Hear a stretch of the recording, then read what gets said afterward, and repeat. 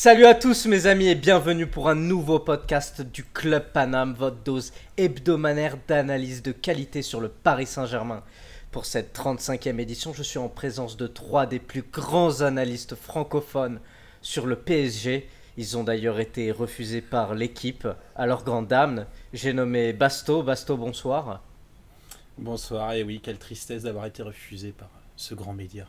Dryas, bonsoir. Ouais, bonsoir, et je porte comme une croix de ne pas avoir pu rencontrer mon idole Dominique Sévrac. Et toi, Olivier, ton idole Grégory Schneider, bonsoir. Oui, mais il peut pas rencontrer Sévrac parce que Sévrac, il est au Parisien. Enfin bon, c'est les oublis de Drayas habituels. Voilà, Mais moi, ça. je travaille sur l'équipe 21. Et moi, je travaille Il est en sur fait l'équipe à 21. l'équipe, mais sous un pseudonyme que je ne dévoilerai pas. Très bien, merci à toi Olivier d'être Footballeur quand même masqué. avec nous de manière bénévole. Au programme ce soir, un programme assez chargé, un petit bilan joueur, un top flop de la saison 2017-2018 en apéritif d'un prochain podcast Mercato où on dévoilera nos envies de départ et ou non, plus en longueur. On va revenir sur le mail de Rabian au sélectionneur de l'équipe de France Didier Deschamps, l'interview de Nasser au Parisien ou à l'équipe, je sais plus lequel. Au Parisien. Au Non, Parisien. l'équipe. Ouais, il me semble que c'est l'équipe. C'est l'équipe, oui. Ah, il a changé cette année. Oui. Ok, autre. Donc l'interview de Nasser à l'équipe, l'arrivée notamment de Tourelle, notre nouvel entraîneur, et l'arrivée très probable de la première recrue estivale Gianluigi Buffon, la légende. Est-ce que vous êtes prêts, mes amis? On est toujours prêt. Prêt? Après, Très bien. On va commencer par le petit bilan joueur, le top flop des joueurs de la saison 2017-2018. Ça va être en quelque sorte nos trophées UNFP à nous, au Club Paname. Olivier, je te fais confiance, tu seras chargé d'envoyer les trophées que tu auras sculptés avec ta main et ton talent du Maroc. Je te fais confiance pour leur envoyer. On va commencer par les top joueurs, médaille de bronze, médaille d'argent, médaille d'or. Basto, à toi de jouer. Alors, en médaille de bronze, à ton avis, qui je vais placer? Forcément mon petit Draxler, sans surprise. Pourquoi Parce que sa présence a correspondu, qui est peut-être à notre meilleure période de jeu cette saison, c'est-à-dire entre les mois de octobre et décembre. Et que, mis à part Munich, il n'est dans aucune de nos déceptions, puisqu'il n'était pas titularisé malheureusement. Et qu'au contraire, il fait partie de pas mal de nos matchs maîtrisés. Je pense aux 3 matchs contre Monaco, notamment les 2 en championnat et celle en finale de la Coupe. Et je pense au match de Ligue des Champions contre Celtic ou Anderlecht. Donc voilà, ça a été un joueur on l'a dit et répété, qui a fluidifié le jeu, qui est un espèce de monsieur propre qui ressortait bien la balle et dont le placement entre les lignes est toujours très intéressant. Alors en top d'argent, et pour ne pas être retrouvé assassiné demain d'une balle dans le dos par un certain Jimmy, je mets Verratti. Alors, il est encore chiant parfois, il a encore ce souci à trop garder le ballon, surtout dans les gros matchs, à ne pas assez se projeter, à toujours stagner dans cet effort-là qui pourrait passer, mais malgré tout, ça reste de loin le meilleur milieu cette saison, et quand il est absent, on s'en ressent. Et donc en top d'or, je vais mettre Kylian Mbappé, même s'il a eu une saison, on va dire, un peu sinusoïdale, avec des périodes très fortes et des périodes un peu plus médiocres. Mais c'est peut-être le meilleur Parisien en Ligue des Champions, globalement, dans le trio de devant. Et c'est surtout, j'ai envie de lui rendre hommage pour sa première saison. Il arrive dans un contexte où il n'a que 18 ans, où il y a une énorme attente après sa saison l'année dernière, et il arrive dans son club, avec son entourage qui vient de la région parisienne. C'est toujours compliqué, on sait, de réussir dans ce contexte-là, et je trouve qu'il l'a fait pour une première saison remarquablement bien. Merci à toi Basto. En parlant de Kylian Mbappé, je vous conseille l'excellent documentaire. C'est qui le fait déjà? Canal+. De Canal+. Intérieur Sport. Voilà, c'est ça. Sur c'est Kylian l'émission Mbappé. Intérieur Sport. Un documentaire de grande qualité. Maintenant, on passe à Drayas. Drayas, pareil, or, argent, bronze. En commençant par bronze, vas-y. Alors en bronze, je vais mettre Kimpembe, un Titi qui montre encore des soucis de concentration, et plus que de concentration, parce que concentration c'était plus un problème la saison passée, de gestion d'ego. Des fois il se fait un peu rattraper par ça, montrer qui c'est qui a le kiki le plus dur. Mais mine de rien, c'est un mec qui à force de travail a su gagner sa place dans une charnière qui a été constituée de joueurs fiables et d'expérience. Mais si Marquinhos est jeune, on peut dire qu'il a mine de rien de l'expérience. Et cette place, il l'a gagnée fair and square, quoi. Il fait clairement partie de la charnière maintenant, et Et bravo à lui pour tous ses progrès. Il lui reste encore des progrès à faire, mais très très encourageant, même s'il était un peu plus délicat sur la fin de la saison. En argent, alors bon, Basto a quasiment tout dit, mais j'avais mis Mbappé, c'est difficile de ne pas le citer. Comme Basto l'a dit, il a complètement changé de contexte, changé de statut même. Dans ce documentaire, il explique qu'au moment où il va à la rencontre des supporters, juste après avoir signé, que c'est à ce moment-là que tout change, que c'est à ce moment précis qu'il devient une superstar et il a assumé. Il a été parfois inégal, mais on peut constater que son haut est déjà très très très très très haut. Et sur son bas, qui était notamment ses efforts défensifs, il a fait un nombre de progrès très très impressionnant sur l'ensemble de la saison. Et le tout à 19 ans, c'est un mec qui est tout simplement bluffant. Et en top d'or, je vais mettre Cavani. Cavani qui a moins flamboyé sur les 6 derniers mois, mais quand on dit qu'il a moins flamboyé sur les 6 derniers mois, il faut prendre en compte que ces 6 premiers mois ont été tout simplement exceptionnels. Et c'est un joueur que j'ai envie de mettre en top d'or, c'est un coup de cœur, parce qu'il est allé gagner ses champs. Il y a des joueurs comme Neymar qui a eu son champ parce qu'il était venu. Cavani, lui, il est allé gagner ses champs, et ses champs, excusez-moi, je vais y arriver, il est allé les gagner avec sa sueur, son abnégation et son courage. Et je me permets juste, parce que je suis taquin, un top bonus Silva, parce qu'il a su se relever de la non-titularisation à Madrid de manière magistrale, en devenant, peut-être Ramos restera au-dessus, mais un des tout meilleurs défenseurs centrales mondiaux. Merci à toi, Drayas. Olivier, à toi, Joey. Oui, moi, ma médaille de bronze, je la donnerai à Silva. Effectivement, je crois qu'il a été très largement au-dessus de ses deux compères de la défense centrale, même si tous les trois ont été les satisfactions de cette saison. Il a démontré que la légende qu'on a construite autour de lui était tout à fait usurpée. C'est un joueur qui a une qualité de lecture du jeu, qui a une qualité physique de la tête, il est absolument imprenable. Et puis, à chaque fois qu'il a été aligné avec les deux autres, c'est dans ces conditions-là que les deux autres ont fait leur meilleur match individuel. Donc, pour moi, je ne comprends toujours pas qu'il ait pu être privé du match de Madrid, alors qu'il était largement meilleur déjà depuis le début de saison par rapport aux deux autres, et qu'il était le capitaine de l'équipe. Ça restera un événement dans l'histoire du PSG marqué d'une pierre noire. Donc c'est un joueur qui a tout à fait confirmé qu'il était un des meilleurs défenseurs centraux, et j'espère qu'il va encore le prouver l'année prochaine. Alors moi je suis assez surpris que mes petits camarades n'aient pas cité Neymar. Ah bah oui.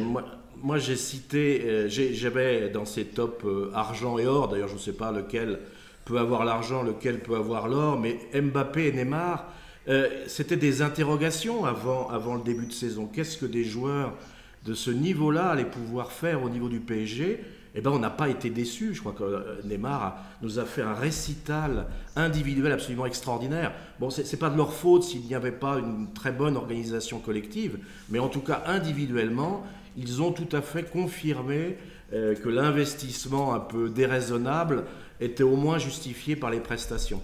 Et Mbappé, je donnerai quand même une petite mention spéciale, parce que je crois qu'on va parler d'autres joueurs français de cette équipe. Et quand on voit des joueurs qui ont plus de 23, 24 ans se comporter comme des gamins, eh ben Mbappé, et vous avez bien fait de citer le magnifique documentaire qui lui est consacré, Mbappé, il est totalement bluffant par sa maturité, par sa capacité à maîtriser la totalité du contexte dans lequel il évolue, à la fois sur le plan sportif, mais aussi extra-sportif. Un coup de chapeau à ces deux joueurs, Neymar et Mbappé, qui m'ont régalé tout au long de la saison. Merci à toi, Olivier. Franchement, je comprends pas que vous ayez été recalé de l'équipe, parce que le corporatisme Mbappé, il y en a. Drayas et Baston ont quand même pas dit Neymar. Neymar, c'est le joueur le plus fort de tous les joueurs qu'on a. En 6 mois, il a fait plus que tous les autres. Je vois même pas comment on peut mettre Mbappé là-dessus, au-dessus.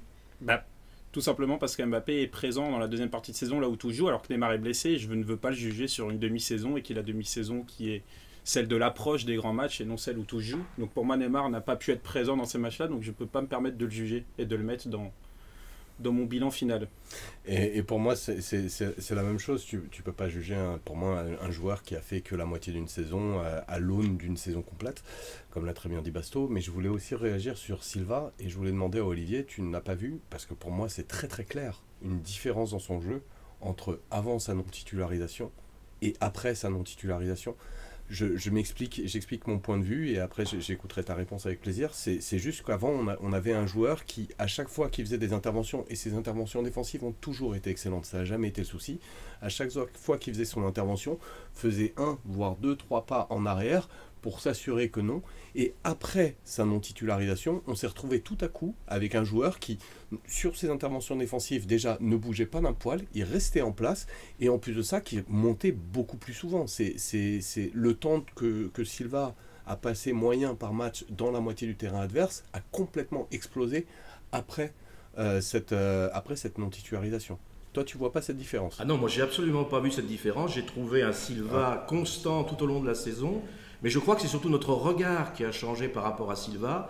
Silva qui traînait une réputation qui, à mon avis, était totalement surfaite par rapport à sa Coupe du Monde, par rapport à certaines prestations où il a été emporté par le collectif. Moi, j'ai toujours du mal à juger un joueur sans savoir exactement les consignes qu'on lui a données. Alors, c'est peut-être les consignes qui ont changé plus que l'évolution de Silva, mais en tout cas, dans sa prestation individuelle, à la fois défensivement et offensivement, je l'ai trouvé totalement constant tout au long de la saison. Et pour moi, cet événement qui est un événement dont je n'ai pas d'explication réelle, n'a absolument rien changé à la façon dont il a évolué tout au long de la saison. Alors juste pour le record, moi je ne jugeais pas Silva d'après sa réputation, je constatais juste des effets sur le terrain de son attitude à la récupération de la balle ou à la perte de balle, et que moi personnellement j'ai vu une différence, mais on n'a pas vu la même chose tout simplement. Merci à vous messieurs, moi personnellement j'ai aussi vu la différence, je suis d'accord avec toi Draias, désolé Olivier, je t'aime beaucoup. Maintenant on va passer au flop, 3 joueurs du moins pire au pire, médaille de plomb, médaille de boue et médaille de caca. Draias, tu commences. Alors, médaille de plomb, j'ai choisi Rabiot et je le cite indépendamment de la polémique du moment, dont on va parler après. Mais son côté choisi ses matchs est de plus en plus insupportable. Et ce que je constate, c'est que les gros matchs de Rabiot cette saison avaient tendance à être en dessous des gros matchs de Rabiot de la saison passée. C'est-à-dire que non seulement il n'a pas gagné en régularité, mais je trouve que son niveau a baissé. Donc c'est un petit peu préoccupant. Le réveil que beaucoup de gens attendaient, beaucoup de supporters attendaient de son implication, ce réveil n'est tout simplement jamais venu. Sinon ensuite je vais nommer Kurzawa. J'ai écrit un effondrement programmé. Trop souvent imprécis devant, trop souvent absent derrière, un niveau faible qui s'est étiolé au fil de la saison. Bref, pas grand chose à ajouter. Et alors c'est flop de caca, c'est ça le dernier? Médaille de caca, médaille de caca, je vais la donner à Tem Ben Arfa. et pas besoin de faire de commentaires, je veux dire, ça c'est... Merci à toi Draias. Olivier? Ça me fait de la peine de donner ce moins. Mais pour moi, le moins pire des pires, c'est Pastore. Pourquoi? Parce qu'il a été relativement épargné par les blessures et que ce soit lui, que ce soit les choix de son entraîneur, il ne s'est pas imposé comme le joueur décisif qu'on attend depuis ses premières années.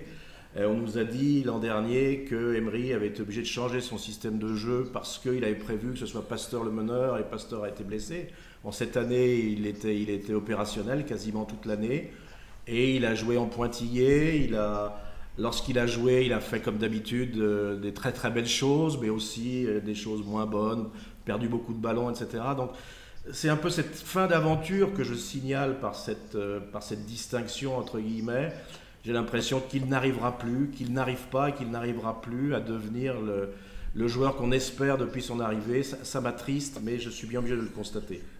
Ensuite, un petit peu pire que lui, c'est Diarra. Je crois que moi, j'ai été, pas scandalisé, mais j'ai été complètement désarçonné par ce recrutement aberrant d'un joueur qui ne jouait plus au haut niveau, d'un joueur qu'on voulait propulser dans un poste de sentinelle parce que Mota n'était pas là.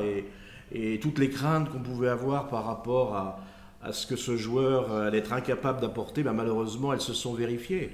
Alors il y avait sûrement un peu de problème physique, mais il y a aussi le problème d'un joueur qui n'est plus adapté à ce niveau-là. Et c'est une déception. Il a fini quasiment plus titularisé, sauf les derniers matchs. Et puis le pire du pire, c'est malheureusement Kurzawa. Kurzawa qui avait un boulevard devant lui parce que Maxwell avait pris sa retraite et qui a sombré de match en match, a été incapable de s'imposer et s'est même fait piquer sa place par Berchiche qui est un joueur courageux mais quand même besogneux et qui a intrinsèquement beaucoup moins de talent que lui, mais qui a tout ce que Kurzawa n'a pas et qui est nécessaire pour le football de très haut niveau. Merci à toi Olivier. Basto, à toi de terminer cette rubrique. Eh bien, pour ma médaille de plomb, et peut-être qu'il devrait en avoir un peu plus dans la cervelle quand il joue, je mets Di Maria, que j'ai trouvé moyen bon contre les faibles et cataclysmique dans les matchs qui comptent, notamment les 2 finales de Coupe nationale, le match retour contre Madrid ou le match contre Lyon, où il ne sert à rien, il fait trop peu de différence, il gâche les 3/4 de nos combinaisons offensives et il ne sait même pas tirer un corner sur 2. Donc pour ces raisons, Di Maria, vous êtes le maillon faible, au revoir, merci. En flop de boue, j'avais mis Lassana comme Olivier, donc je ne vais pas rebondir là-dessus.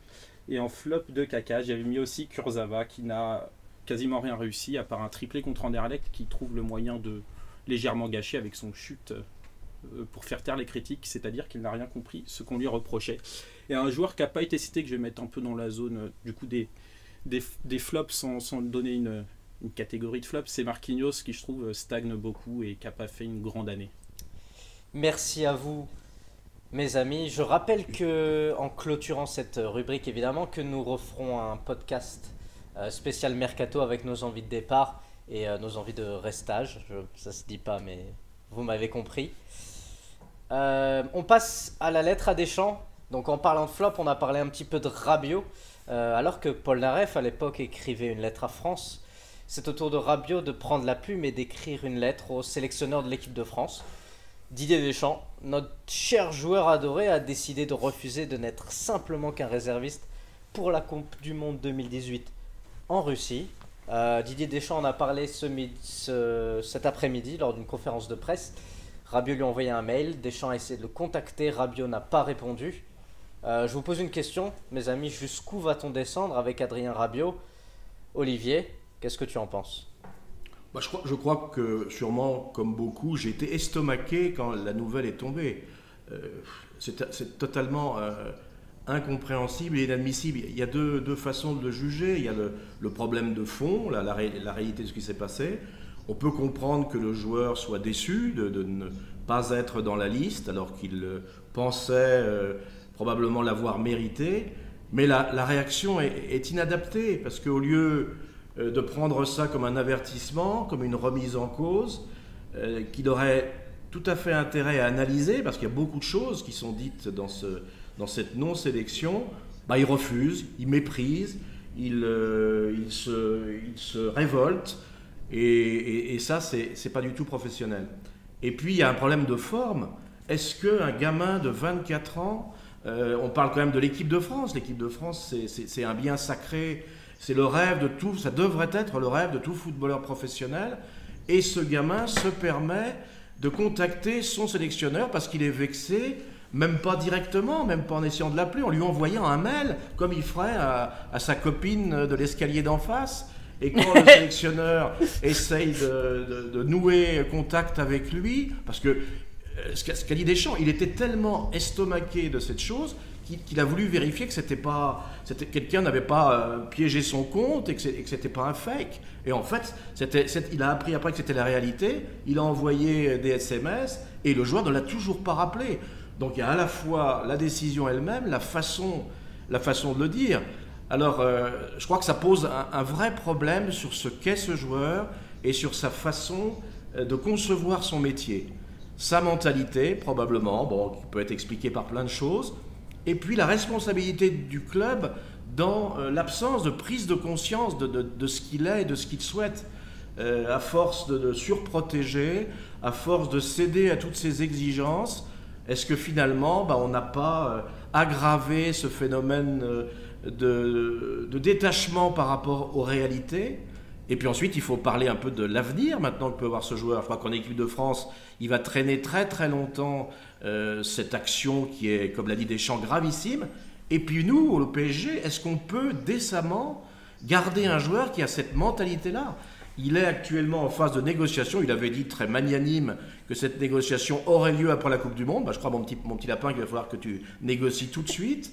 Et là, je pense qu'il faut se poser des questions parce que c'est un joueur qui a aussi perdu sa sélection parce qu'il a refusé de jouer au poste où il est a priori le meilleur et où il y aurait eu éventuellement besoin en équipe de France.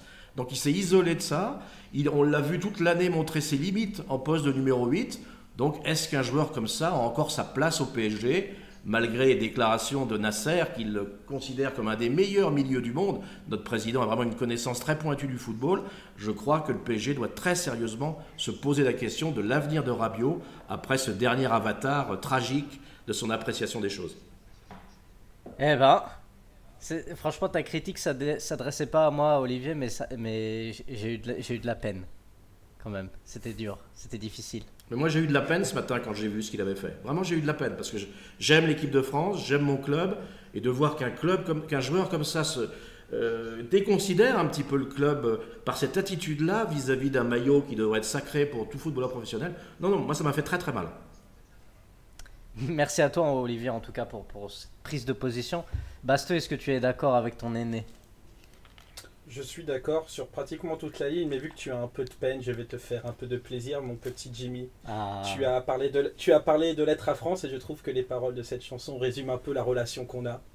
Donc je ne vais pas la chanter puisque je vais la déformer, sinon je vais juste chanter. Tu es à 6 heures de moi, je suis à des années de toi. Tu n'es pas toujours la plus belle, je te reste infidèle. Mais j'ai le mal de toi parfois, même si je ne le dis pas. Je pense à toi tout bas. Oh. Voilà. C'était ma déclaration pour toi, Jimmy. C'est magnifique. Pour revenir à Rabiot, que dire. Moi, je l'ai beaucoup défendu au début sur certains petits dérapages qu'il avait fait, où je défendais sa maturité et autres. Mais là, c'est strictement indéfendable. Alors peut-être qu'il voulait profiter un peu plus de sa chicha plutôt que faire de l'exercice sportif en attendant d'être appelé s'il y avait un forfait en équipe de France. Peut-être qu'il voulait profiter de sa chicha avant de se la faire confisquer par Tourelle, je ne sais pas. Je sais pas si c'est un caprice, est-ce qu'il est vexé ou est-ce qu'il s'en fout, parce que déjà je me souviens que dans un match important en qualif en Bulgarie, il a dit j'avais pas envie de jouer quand il était rentré.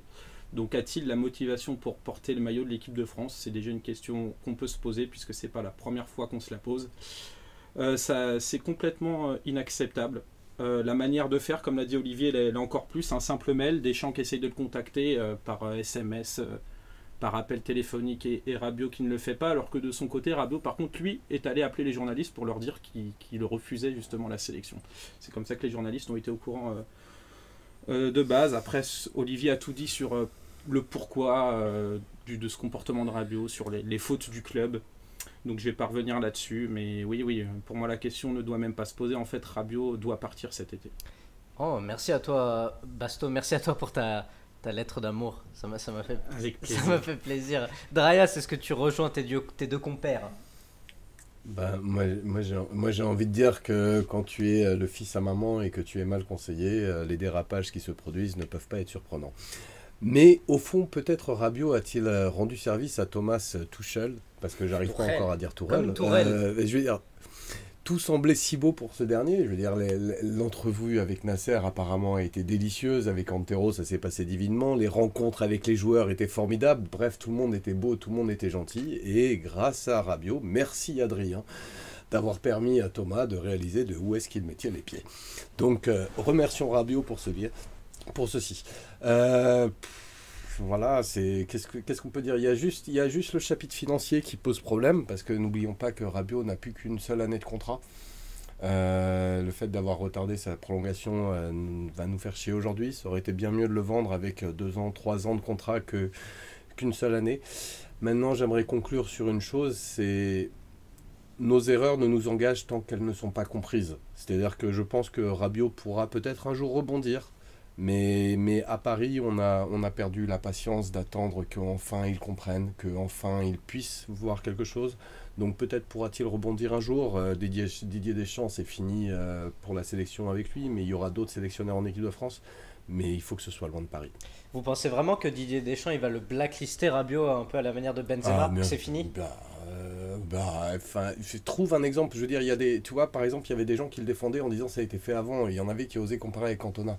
Cantona, ça n'a rien à voir. Cantona n'a pas été sélectionné par Henri Michel et derrière, il a traité Henri Michel de sombre merde. Enfin, fait une allusion par rapport à Mickey Rourke qui avait nommé les mecs des Oscars.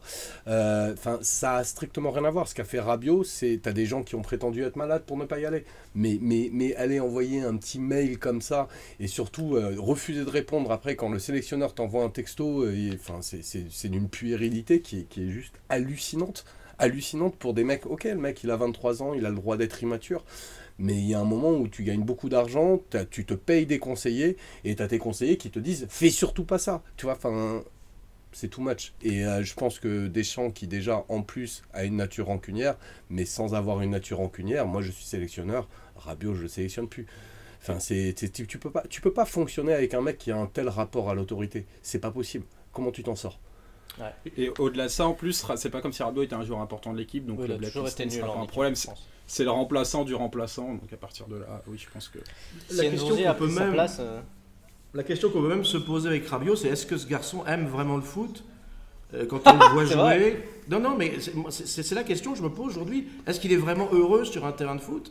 Quand tu le vois jouer, quand tu vois... Bon, il a un langage corporel qui le dessert, il est assez nonchalant, mais tu le vois jamais épanoui, tu le vois jamais... Écoute, on reparle encore du reportage de Mbappé, mais quand tu vois le gamin, mais il pète la joie de jouer au foot, quoi. Il assume tout ce qu'il y a, toutes les charges qui pèsent sur lui, mais dès qu'il peut oublier ça et se retrouver sur le terrain avec un ballon, il a envie de jouer. Rabiot, on a l'impression que ça l'emmerde. Ça c'est pas très très bon non plus. Merci à vous pour votre prise de position sur la petite polémique Rabiot. On revient au Paris Saint-Germain et notamment à l'interview de Nasser El Khelaifi, notre fameux président. Comme l'année dernière et l'année d'avant, notre président nous a glorifié de son interview de fin de saison. Assez bizarrement, elle ressemble à la précédente et même à celle d'encore avant. Et on ne voit pas vraiment les changements annoncés par rapport à tous ces beaux discours. On ne voit pas d'évolution positive, si ce n'est un changement d'entraîneur qui devient assez fréquent maintenant depuis le départ de Laurent Blanc. Qu'est-ce que vous retenez, vous, mes amis, de cette interview de Nasser Basto? Pas grand-chose. Hein. Ok. Elle est assez vide comme chaque année, sa fameuse interview annuelle. Peut-être un discours un peu plus défaitiste que lors d'arrivée d'Unai, où il avait dit on a enfin le coach pour passer l'écart, il faut aller en demi, et là je le cite, il dit on ne va pas parler de quart, de demi ou de finale, le plus important c'est d'aller le plus loin possible, mais c'est pas l'heure de parler de quel tour on ira. Donc il est un discours un peu plus mesuré. Après moi, ce qui m'a plutôt inquiété, c'est qu'il dit ne pas vouloir s'arrêter avant de gagner la Ligue des Champions, donc on se demande comment on la gagnera. Et sinon, un mélange de guimauve, de banalité, un peu Nasser au pays des bisounours, et puis des mensonges aussi. Areola est notre numéro 1, et puis on apprend qu'on va signer Buffon 3 jours après. Ou encore Rabiot est comme mon fils. Moi j'ai envie de dire, s'il est comme ton fils, déménage avec ton fils. barre-toi de Paris avec ton rejeton. Mais putain, ce soir, qu'est-ce que vous avez? C'est la fin de saison, on peut se lâcher un peu. Rabiot a fait fort quand même, Jimmy. C'est balèze ce qu'il a fait. Non mais... On en a déjà... Moi On a déjà tous parlé, on est tous d'accord pour dire que dans ce fonctionnement actuel, si Nasser reste impliqué dans le sportif, on s'en sortira pas. Mais il y a quand même des gens qui ont dit, on revient sur Rabiot vite fait, t'as quand même des gens, j'ai vu pas mal d'avis de mecs qui disent ouais, au moins il assume, c'est un vrai bonhomme comme Anelka. C'est un bonhomme d'envoyer un mail et de parler pour ton téléphone. Ouais, voilà, quand t'assumes, le mec il essaye de t'appeler, il t'envoie un texto, tu réponds pas. Ouais, j'ai du mal à appeler ça assumer. Quand Cantona, par exemple, dit que le sélectionneur qu'il a pas sélectionné est une sombre merde, là, il assume. Et il assume les conséquences et tout ce qui va avec. Non, Rabiot, c'est la petite frappe qui essaye de se la jouer grosse, quoi. Ouais. C'est petit, c'est juste le mec qui a des problèmes avec l'autorité et justement qui assume que dalle. Ouais, moi, je suis tout à fait d'accord. De toute façon, Didier Deschamps a été impeccable là-dessus en conférence de presse. Moi, je l'ai trouvé nickel. Dryas, on revient sur le président. Toi, qu'est-ce que tu retiens de son interview à l'équipe? Alors, plus que l'interview à l'écrit, oui, franchement, il y a rien à retenir, mais que peut-il dire? Alors, peut-être, oui, on peut épiloguer que le message de fond pourrait être différent. Je préfère retenir le Nasser que j'ai vu dans le fameux documentaire dont on parle depuis tout à l'heure en fil de fond, du documentaire sur Kylian Mbappé, où on voit... Enfin, moi, c'est la première fois, alors que d'habitude, je vois un Nasser déjà qui parle en français, alors que dans le documentaire, il parle en anglais. Ouais, c'est beaucoup mieux. C'est tout con. Les gens prenez l'habitude de parler dans votre langue de temps en temps, quoi, parce que ça facilite quand même vachement les choses. C'est pas sa langue, l'anglais. Ouais, non, mais oui, pour le coup, oui. Mais oui, pour le coup, parler rebeu, mais bon, là, c'est un peu le débat. Mais en tout cas, il parle mieux anglais. Et ça change beaucoup de choses. Et je l'ai trouvé un peu plus dans son rôle. Tu vois, par exemple, on voit beaucoup plus apparaître Antero et tu sens que dans la manière avec laquelle Antero parle, tu as l'impression que Nasser est moins sur le devant de la scène que Antero, en fait, dans les coulisses, etc. Et il en ressort une image d'un mec qui serait juste président. Et pour moi, le problème dans le club, en fait, c'est pas Nasser. Le problème dans le club, c'est la lisibilité. Antero, c'est un mec, on sait absolument pas ce qu'il fait, on sait absolument pas à quoi il sert. On a l'impression que Nasser est partout, mais je veux dire, il y avait, c'est pareil, il y avait les conseillers du président, Sophie Jourdain. Enfin, c'est un gros souci de lisibilité et ça autorise en fait tous les fantasmes et toutes les craintes. Donc à l'arrivée, j'ai envie de dire, si Nasser est l'impression que j'ai eue dans ce documentaire, juste un président avec Antero qui est directeur sportif et avec la nouveau coach, et c'est cool. Et si non, en fait c'est un Nasser qui dans le monde réel et tout le monde est bon, tout le monde est gentil, et à la fin c'est Nasser qui décide, on est dans une merde et l'impact du changement de coach sera très minime. Ce qui serait dommage parce que Tourelle c'est quand même un beau coach, on en parle dans un instant. Olivier, toi, t'as aimé cette interview? Non, ça j'ai pas aimé cette interview, mais j'ai trouvé des choses qui m'ont fait réagir. Par exemple, effectivement, l'organe de presse habituel de Nasser, c'est le Parisien. Et cette année, c'est l'équipe. Pourquoi? J'ai pas d'explication. Est-ce qu'il y a une tentative de rapprochement par rapport à l'équipe? Une paix des braves qui est signée entre le grand quotidien, entre guillemets, français et le grand club parisien à suivre. Ensuite, moi, je l'ai trouvé très, très différente de l'interview coup de poing qu'il avait fait juste avant le limogeage de Blanc, où il était beaucoup plus agressif et où la responsabilité pour lui était unique, c'était celle de l'entraîneur, et c'était donc logique que Blanc soit débarqué. Là, alors qu'il avait qualifié de saison ratée la dernière saison de Blanc, alors qu'on fait exactement les mêmes résultats à peu de choses près, c'est-à-dire un carton plein national et une élimination précoce en Champions League, là, il a qualifié de très bonne saison, avec juste peut-être, si on est difficile, un petit regret pour la Ligue des Champions. Ça, c'est quand même très nouveau par rapport à ça. Et puis, il y a une absence tragique de remise en cause. Et les journalistes ont essayé un peu de le titiller. Où sont les responsabilités? Est-ce qu'à un moment même, ils lui ont dit, est-ce que vous trouvez des causes internes? Et là, il a coupé la parole et il a dit non, c'est pas ça, on manque peut-être de confiance en nous. Il y a un refus d'assumer les responsabilités. Ce qu'on voit très bien chez Rabiot, le parallèle entre l'attitude de Rabiot qui refuse de voir les choses en face et l'attitude de Nasser qui nie la réalité, finalement, elles sont assez proches. J'ai noté comme Basto, effectivement, la révision des objectifs. Autant on était pressé, toutes les années, il fallait quasiment gagner la Ligue des Champions. Autant là, on a l'impression qu'ils ont pris acte, qu'il faut peut-être être un peu plus patient, qu'il y a des aléas, etc. Quand tu l'écoutes, tu ne sais pas pourquoi il n'a pas prolongé Emery, parce qu'il est très content d'Emery, ils sont très copains, mais quand tu lui demandes pourquoi vous le laissez partir, parce qu'on a besoin de changement. C'est vraiment une question extrêmement forte. Alors quand il parle de Tourelle, ça c'est bien, la description de Tourelle est bien, mais ce qui est beaucoup plus inquiétant, c'est quand il parle du choix de Tourelle. Alors qu'on avait entendu plusieurs bruits qui pouvaient nous laisser croire que Nasser allait être un peu écarté des décisions, que le frère de l'émir pourrait peut-être le remplacer, il renvoie le frère de l'émir sous sa tente en disant qu'il n'a rien à faire au PSG, et puis surtout il réaffirme sa position. avec une phrase qui est très forte. Il y a un propriétaire, je suis le président, il y a un directeur sportif et un coach, c'est ça la réalité. Et là, d'un seul coup, alors que tu espères qu'enfin on va comprendre que ce type n'est pas le président qu'il faut au PSG, il t'envoie dans la figure qu'il est là, que tout se passe, c'est lui qui tient les rênes, et que, comme l'a dit Basto, là c'est le coup de pied de l'âne, il partira quand il aura gagné la Ligue des Champions. Moi je serais mort avant ce moment-là, donc ça me fait vraiment plaisir. Et puis alors après, c'est effectivement Jimmy, t'es quand même...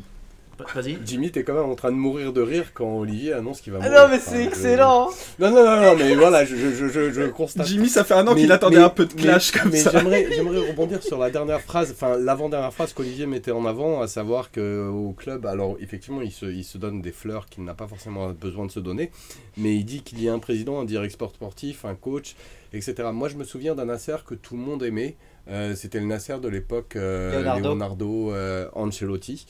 Et d'une manière générale le Nasser de l'époque Leonardo jusqu'au fameux coup d'épaule et après ça on s'est retrouvé avec un président qui arrêtait pas de nommer des directeurs sportifs fantômes et là c'est tout con mais vous notez la différence dans l'évolution des objectifs mais là c'est pareil, c'est à dire que là il est en train d'annoncer une structure au PSG, c'est pas forcément ce qu'il disait avant, c'est à dire qu'avant il disait oui t'avais un peu l'impression que c'était un Nicolas Sarkozy qui recrutait un premier ministre et qui le traitait de collaborateur.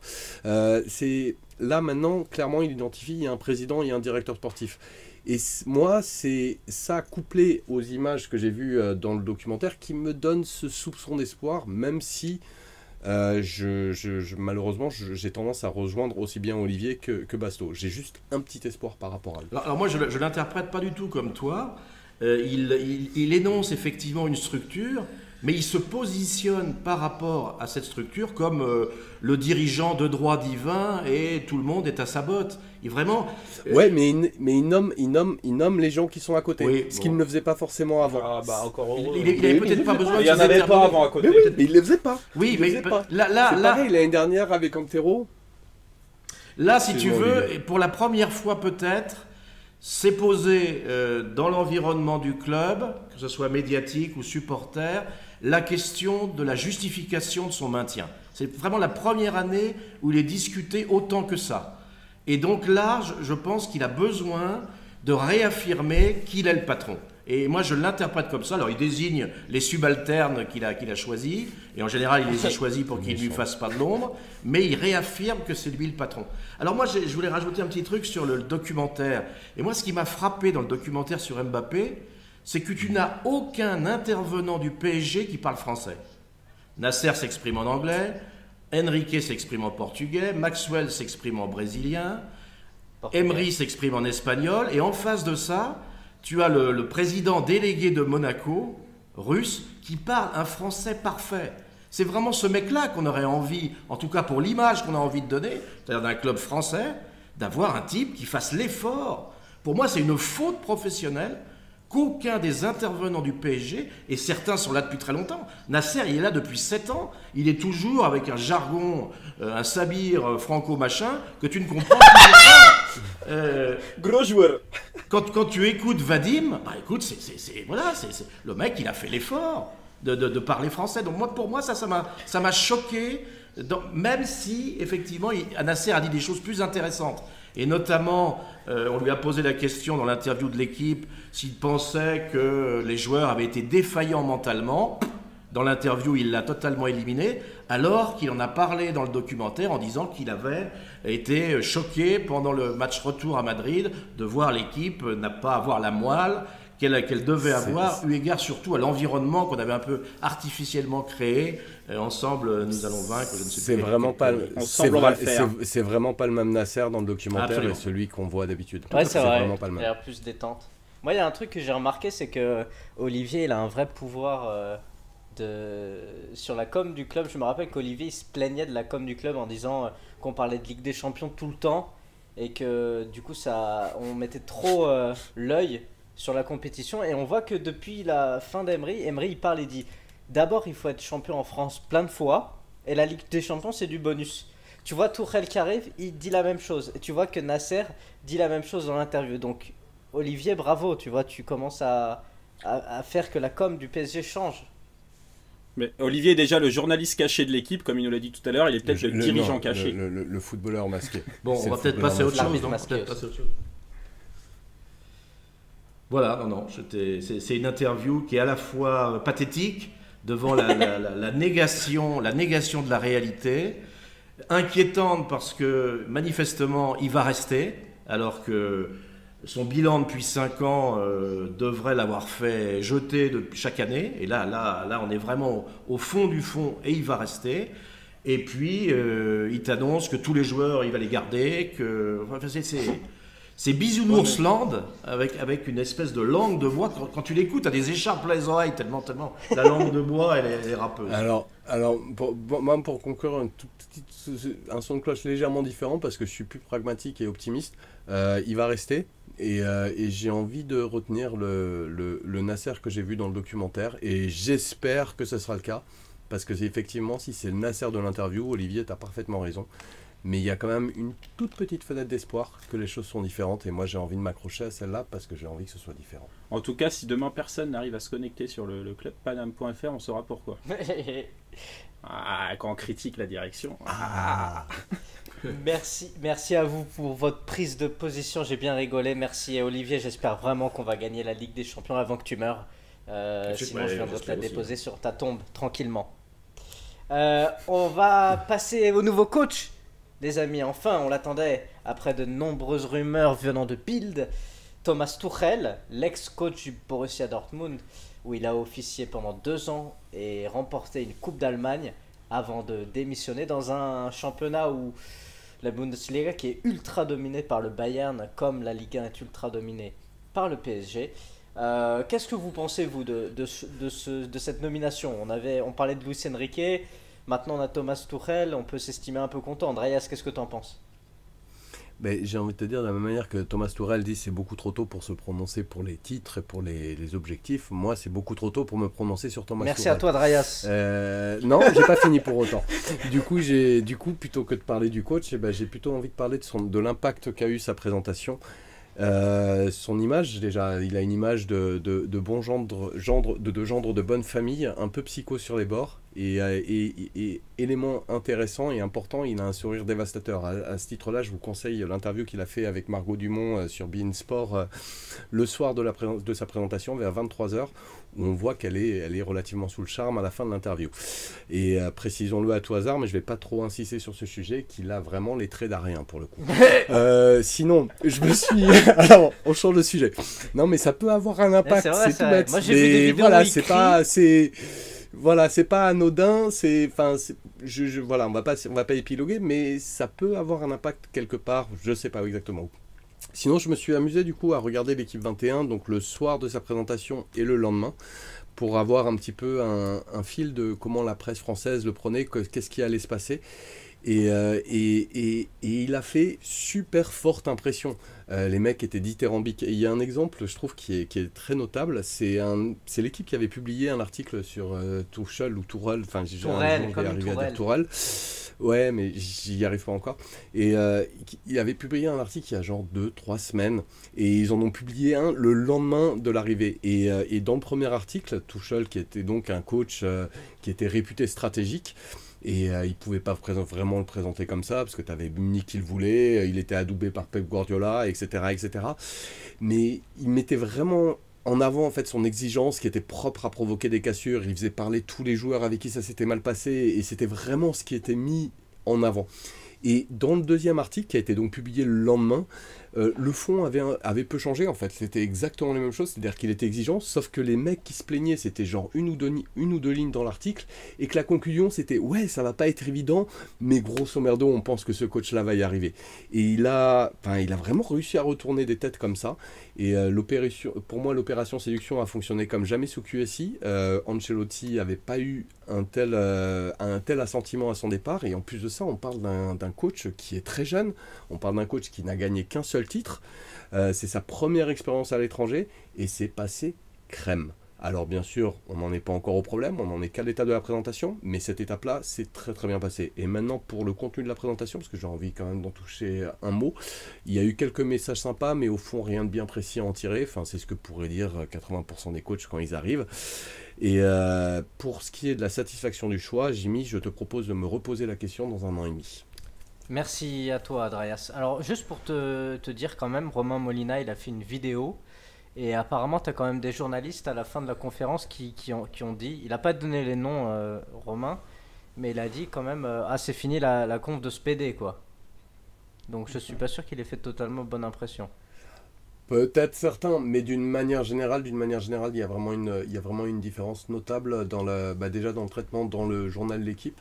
Et au-delà de ça, dans la manière avec laquelle il prenait pour la première fois un coach étranger venant à Paris dans l'équipe. Oui, mais ça aussi, comme dit Riolo, Emery, son plus grand tort, c'est d'avoir remplacé Laurent Blanc aux yeux des médias. Oula, on ne parle pas. Alors, de ça. on va pas rentrer dans ce débat et c'est le passé. Et c'est oui et non. Ouais, oui et c'est non. le passé. Bon, Nous n'en parlerons pas. Olivier, parle-nous de Tourelle et uniquement de Tourelle.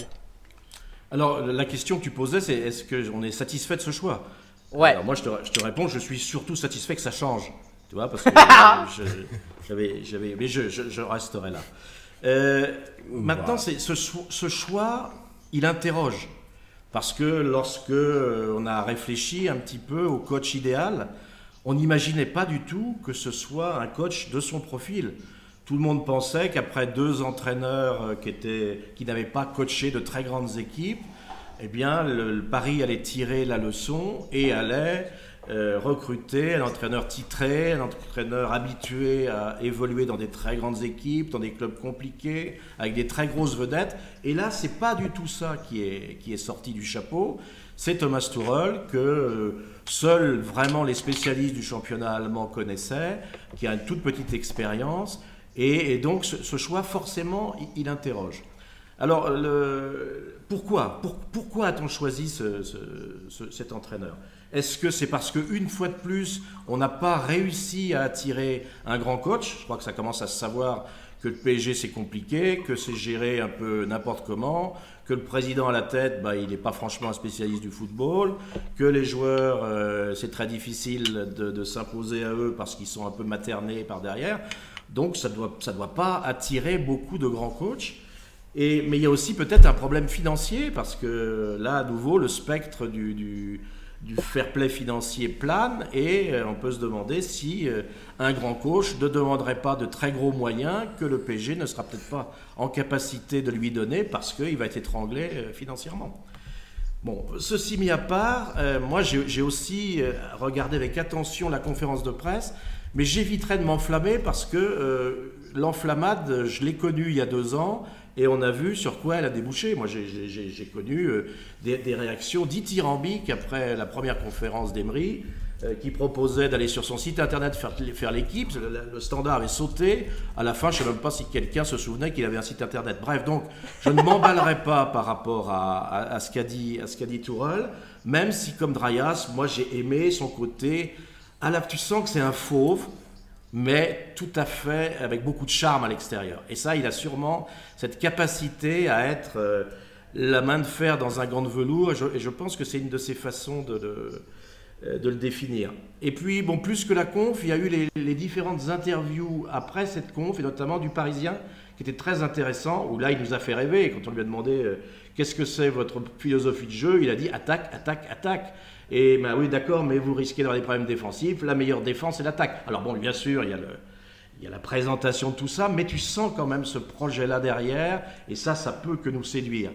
Maintenant, ça peut aussi être à double tranchant, parce que c'est un entraîneur qui n'a connu que le championnat d'Allemagne, qui est un championnat où l'offensive est valorisée, et là, il va tomber sur un championnat un des plus fermés défensivement du monde. Donc, est-ce qu'il va être capable de faire passer ses idées et de résister au bus comme beaucoup se sont cassés les dents? Ensuite, on sait que ce jeu est un jeu à risque, et Monaco l'a montré l'année dernière.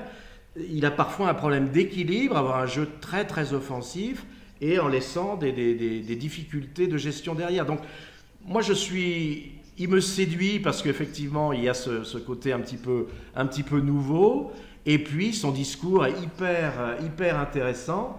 Maintenant, quelle relation va-t-il avoir avec ses grands joueurs alors qu'on le présente comme quelqu'un de très directif? Quel va être l'effectif qui va être à sa disposition?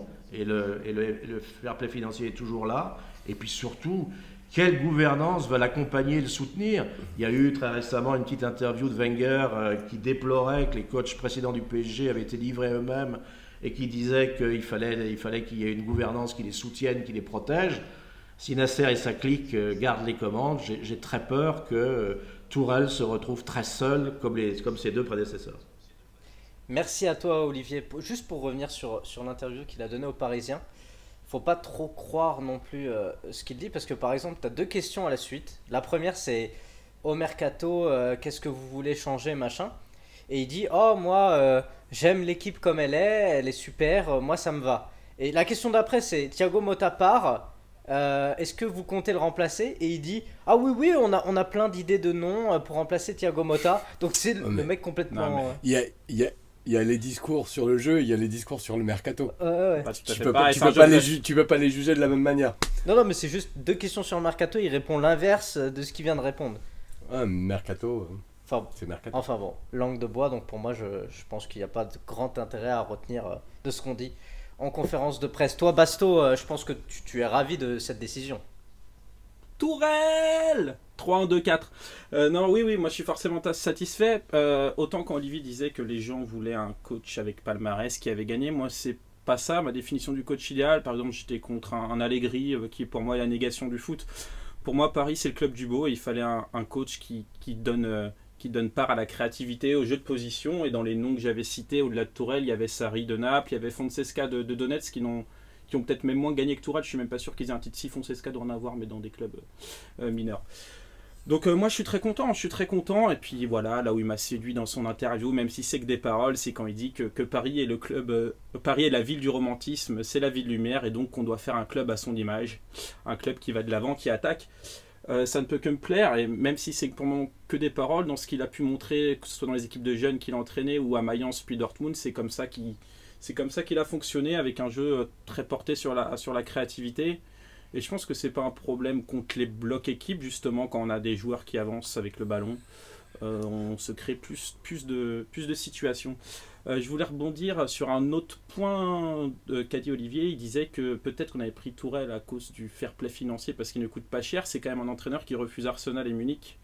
Donc je pense qu'il ne coûte pas si peu cher que cela. Je ne sais pas son salaire d'ailleurs.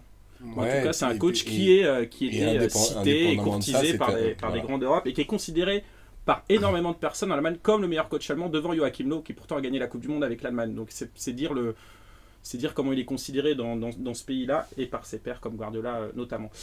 Donc oui, à part ça, moi ce qui me plaît c'est son côté alchimiste, inventeur du foot. Alors est-ce qu'il va le faire à Paris dans ce contexte-là avec ses dirigeants-là, je ne sais pas, mais j'espère voir des innovations. Le plus dur pour y arriver, ce sera de convaincre son groupe, surtout Neymar peut-être. Convaincre son groupe qu'il faut faire des efforts pour le collectif et que ça leur sera bénéfique en retour et que ça les mettra en valeur. Ça les mettra en valeur par le jeu collectif déployé et le plaisir qu'ils prendront à jouer ce sorte de jeu. Après ce sera forcément complexe, surtout si la direction ne change pas, mais Tourelle j'y crois parce que c'est un peu le Hannibal Lecter des coachs, voilà, ce côté séducteur, je séduis ma proie, puis derrière ce côté sociopathe tueur qui fait que les joueurs peuvent aussi le craindre. Donc à lui de s'imposer. Je voulais réagir sur deux petites choses, Jimmy. Vas-y. Je ne l'ai pas encore fait ce soir, fallait bien que je la fasse à un moment ou un autre. Déjà les échos de l'interview avec Neymar ont été très très bons. Alors ce ne sont que des échos.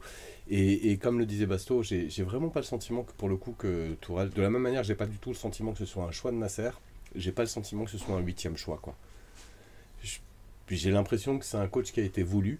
C'est un coach d'ailleurs qui a été séduit, alors bien sûr le spectre du fair play financier était déjà là, mais les contacts avec le coach datent pas d'il y a 2 semaines, et il y a eu des discussions, et c'est vraiment un coach qui a été demandé sur d'autres clubs. La raison pour laquelle il était voulu au Bayern Munich, c'est que Jupp Heynckes était en train de dire aux décideurs allemands, il faut prendre ce coach là pour me suivre, donc le Bayern le voulait vraiment. et il a refusé l'expérience au Bayern pour venir à Paris. C'est vraiment qu'on a mis les petits pieds dans les petits plats, enfin je me souviens plus de l'expression, dans les grands, voilà, je me souviens plus de l'expression, mais pour l'attirer, et je pense pas que c'était un 8e choix pour le coup. C'est pas bizarre, Munich, Tourelle le dit, enfin Tourelle est un mec qui veut se sentir courtisé, Munich est venu trop tard vers lui, il le dit. Donc voilà, il s'est senti plus voulu à Paris qu'à Munich, justement, je pense. Oui, mais il était... Le problème, bon, il y a deux problèmes, effectivement. Est-ce que ce n'est pas le 8e choix? Mais surtout, qui a fait ce choix? Et tu as l'impression que c'était le choix de Nasser. Oui, non, mais attends, c'est quand même très inquiétant que la gouvernance sportive du club, c'est-à-dire à la fois le président et le directeur sportif, n'avaient pas fait ce choix. Et c'est donc, si c'est un choix qui est imposé par quelqu'un extérieur du club, qui ne va pas assurer la gouvernance autour de lui, là, tu peux quand même être inquiet de ce qu'il va connaître autour de lui, alors qu'il n'a pas été choisi par les gens avec lesquels il est normalement appelé à travailler. C'est l'autre problème. Merci à vous pour votre avis sur Tourelle. Moi, je voudrais quand même donner le mien parce que c'est un coach que je connais un peu. Parce que j'aimais bien regarder Dortmund à l'époque, je sais pas pourquoi, j'aimais bien. Et je me rappelle d'une saison, la dernière saison de Klopp, c'était une saison qui était très dure pour Dortmund. Je crois qu'ils finissent dernier de Bundesliga à la mi-saison. Ils arrivent à redresser ensuite. Et Klopp part. Et Klopp, c'était un énorme monsieur à Dortmund et en Bundesliga. Et je me disais, ça va être super dur de remplacer ce mec-là, qui a un charisme exceptionnel.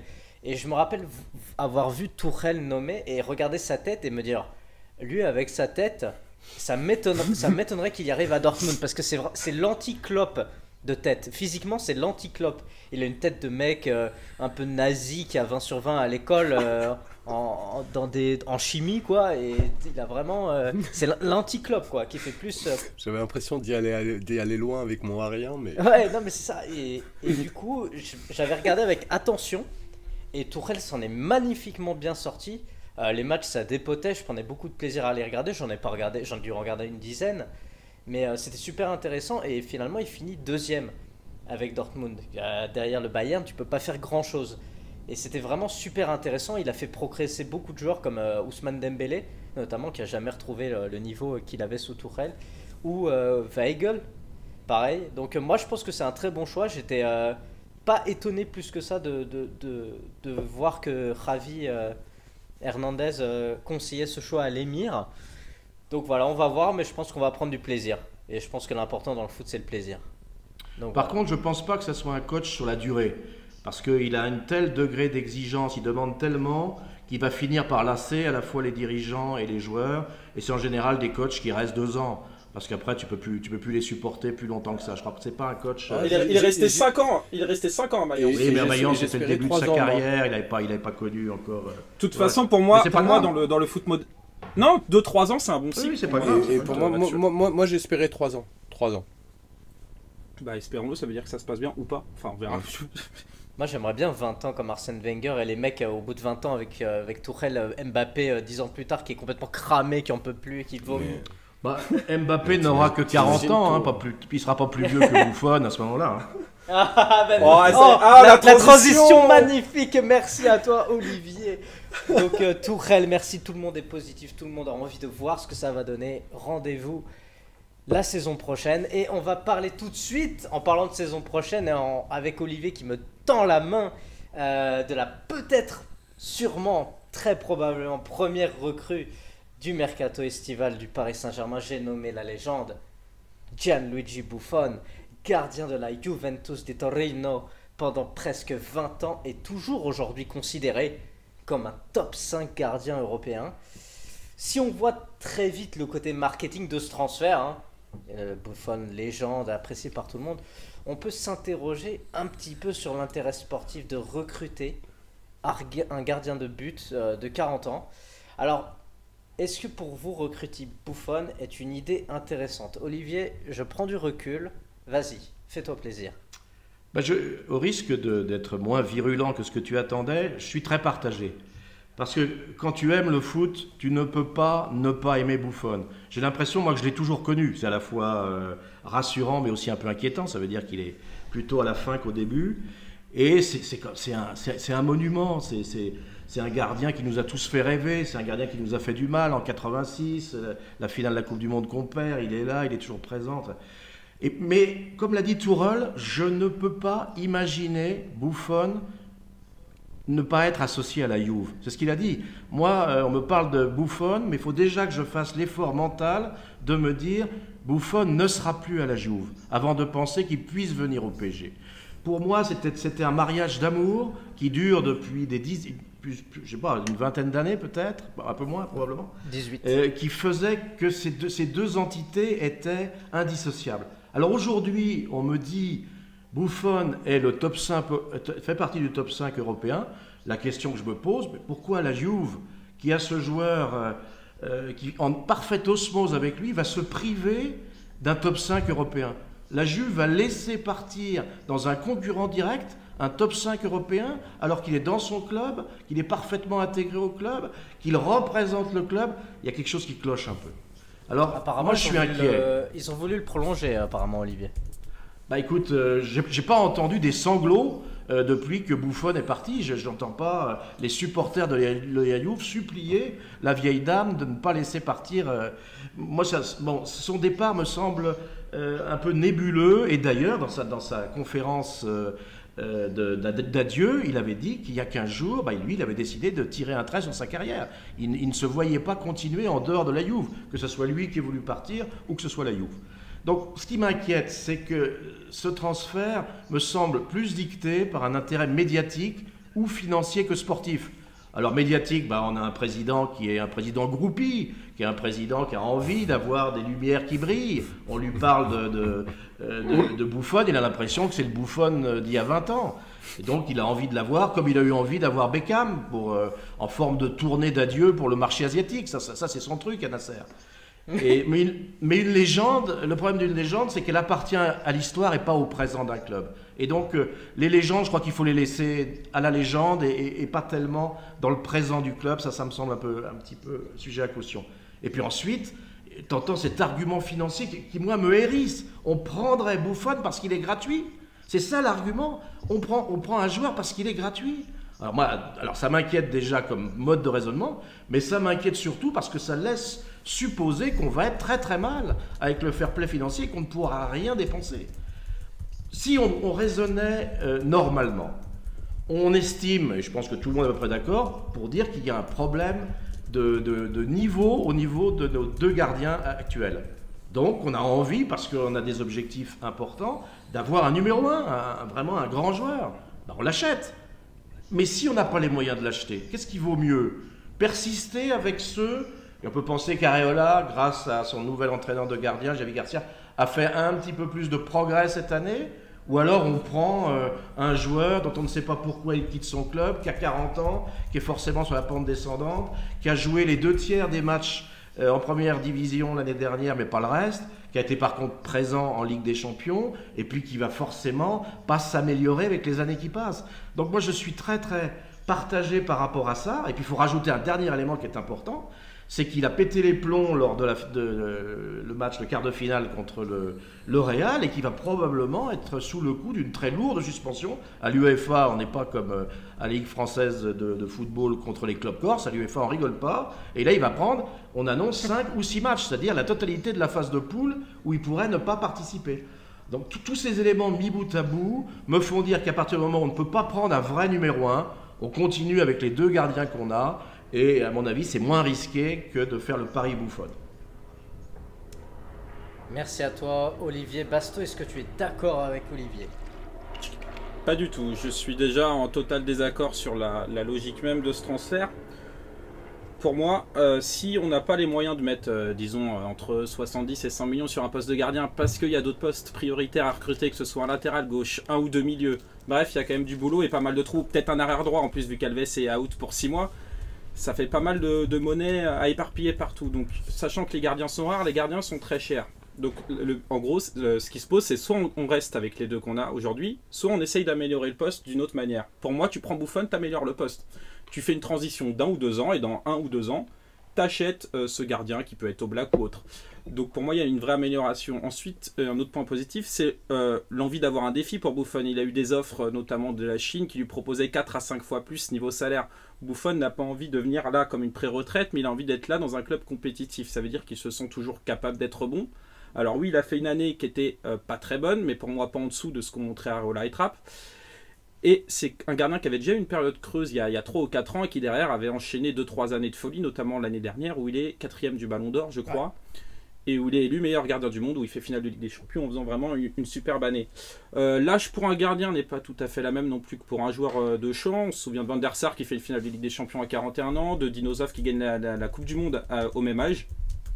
Pour moi, le problème qui se pose, c'est plus le changement de jeu qu'il va y avoir. Il a toujours joué avec une défense basse, que ce soit avec la Juve ou la sélection nationale, et là, il va devoir jouer avec une défense haute.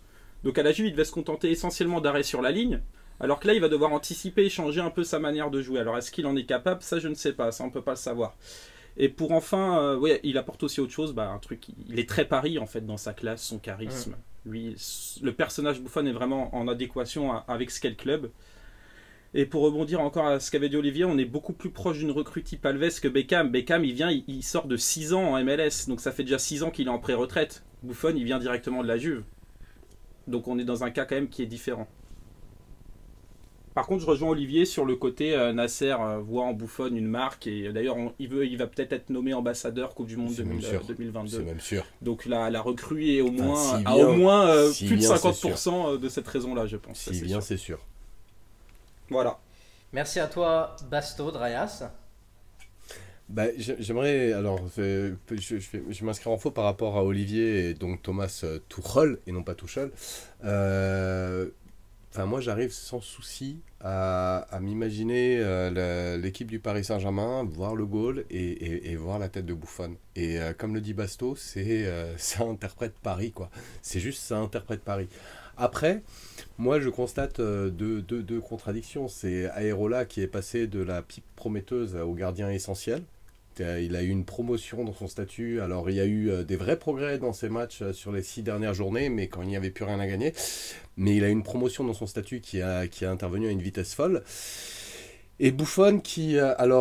j'ai cru comprendre que dans le championnat italien, où d'ailleurs il n'a pas joué tous les matchs, il a été plutôt bon.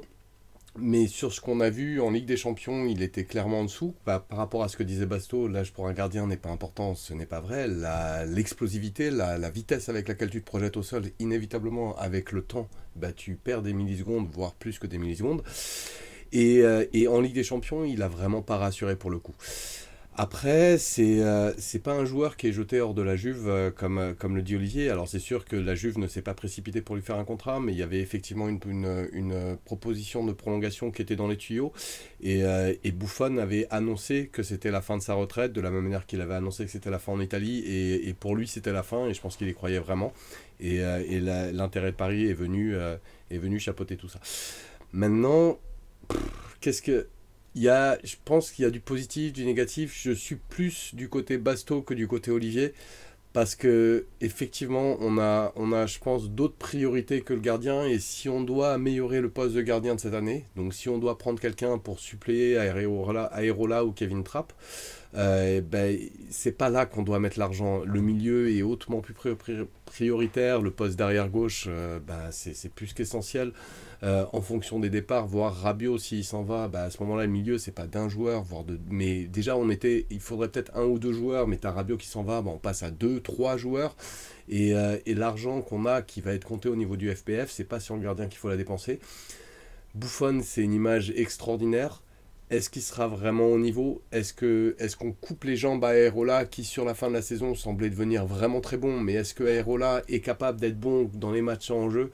Pour moi, il n'y a que des questions, et ça apporte pas une réponse évidente. Je suis juste à 51% côté Basto et à 49% côté Olivier, parce que les deux ont développé des arguments qui faisaient tout à fait sens. Si tu veux, quand tu dis de ne pas mettre d'argent sur le gardien, je suis d'accord. Mais si tu ne prends pas d'autres gardiens, on en a 2 déjà sous contrat, tu ne mettras pas 1 centime de plus. Le problème n'est pas de prendre Oblak, ça on sait qu'on ne veut pas le faire. Le problème c'est de savoir si on prend Buffon gratuit ou on reste avec les 2 qu'on a. Parce qu'il y a quand même un petit risque, c'est le risque qu'Areola s'en aille. Moi, je suis Areola, j'ai 25 ans, je suis pas là pour qu'un gardien vienne me montrer que j'entends des conneries. Là. Oui, t'apprends plus à l'entraînement qu'en match. À 25 ans, il a besoin de jouer, il a besoin d'être titulaire. Son apprentissage, il l'a déjà fait. Donc, t'as entendu les échos de la rencontre entre Thomas Tuchel mais ce ne sont que des échos. On n'était pas là, mais la rencontre entre Tuchel et Areola. Mais on entend des bruits divers. On entend des bruits divers. Certains disant qu'il va se résigner et d'autres disant qu'il n'acceptera pas. Et moi, je serai à sa place, je n'accepterai pas de me retrouver rétrogradé pour un gardien qui en plus est un gardien qui est en fin de carrière. Moi, j'accepterai pas. Ça, c'est la première chose. Et deuxième chose, continue. tu me dis, Buffon, c'est l'image Paris. Mais je crois qu'on se méprend un peu sur ce qu'est le Turin.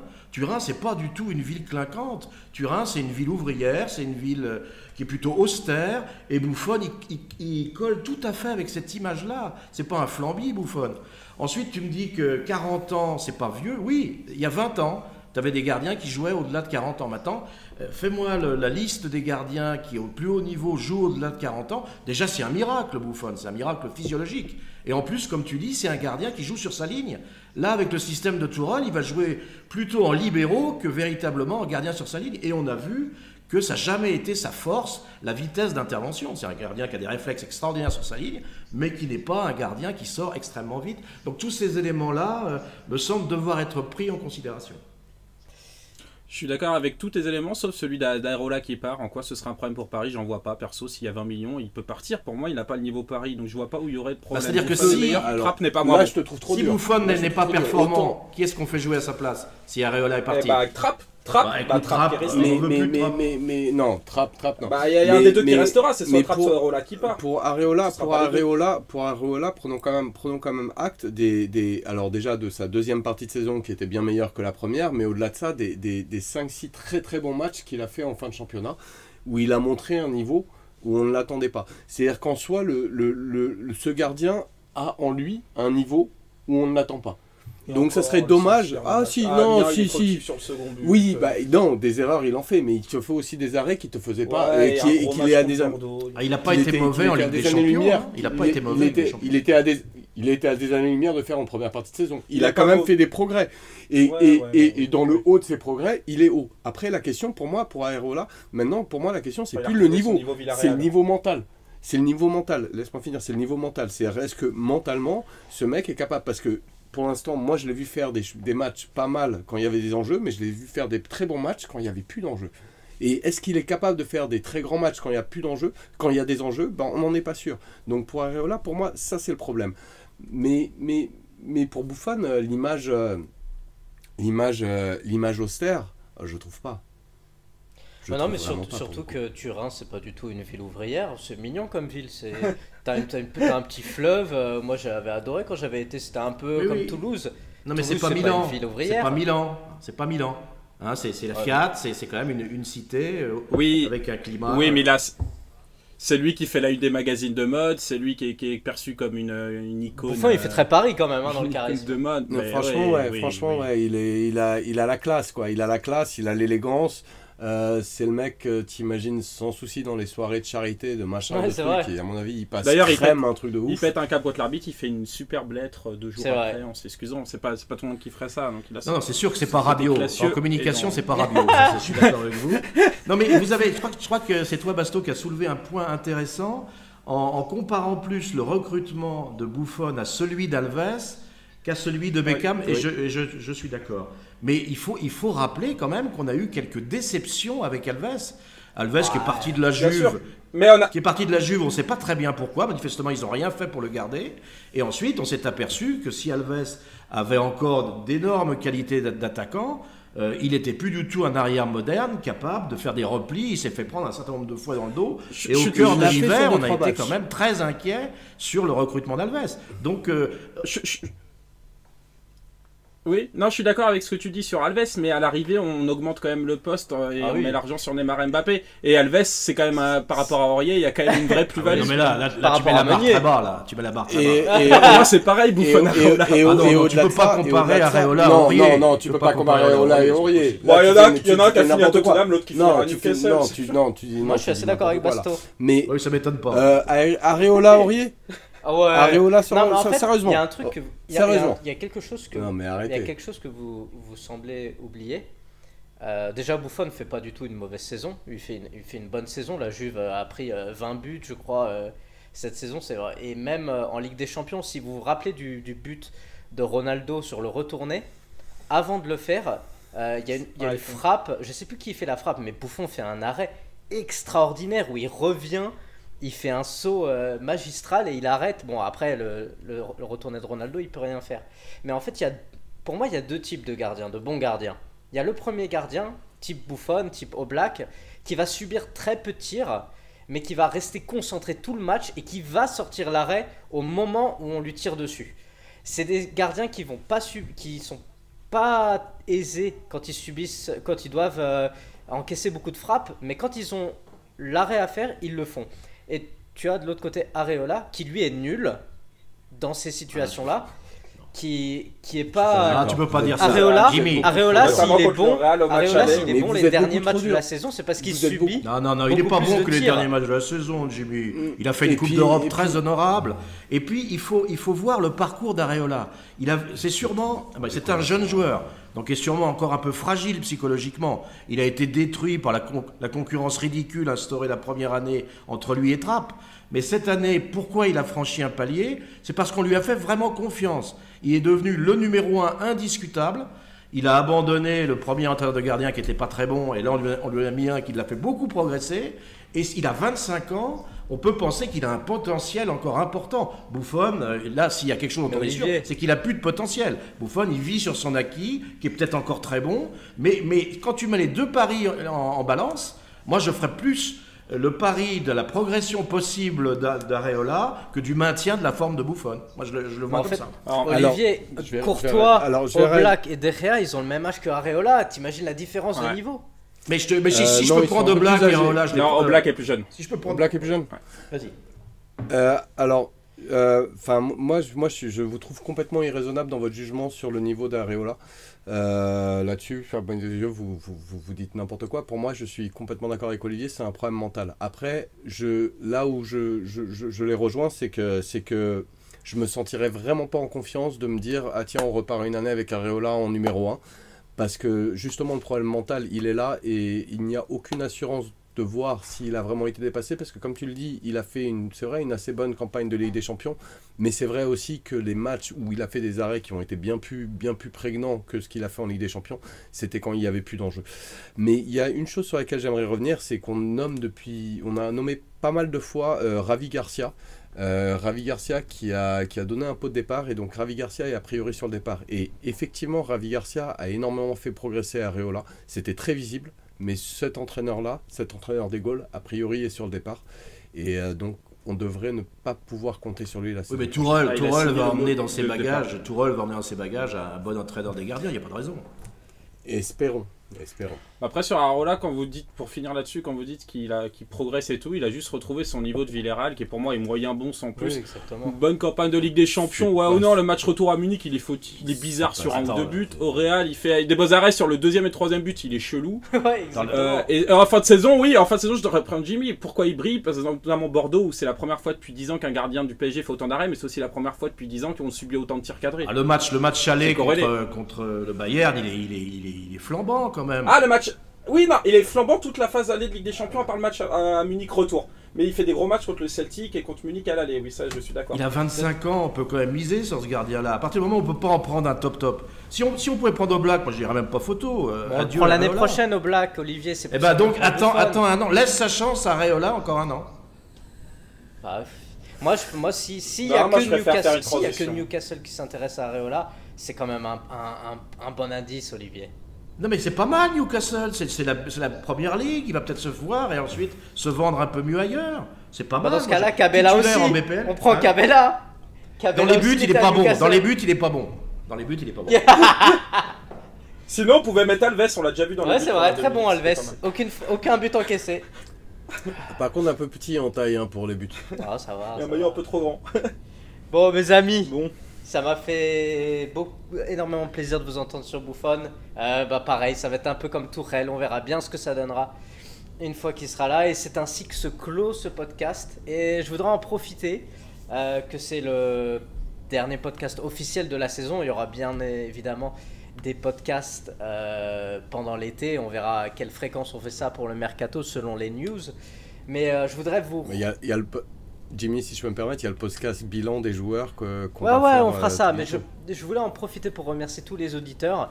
On a commencé les podcasts du Club Paname en septembre, si je ne me trompe pas, en août-septembre.